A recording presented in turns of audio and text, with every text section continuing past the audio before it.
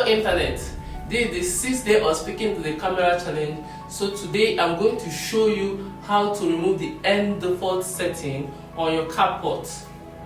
Hello guys, you guys know the default CapCut caption that comes out at the end of each video. To remove it automatically, this is how you do it. Once you open your project, import the video you want. Automatically when you scroll down you see it, CapCut. Can you see it? So how to remove this thing permanently? What you're going to do is, first of all, you go to your setting, then from your setting you see add default ending. You unclick it. Once you unclick, you press discard, then it will remove. Then what you're going to do now, let's try to add another clip and see.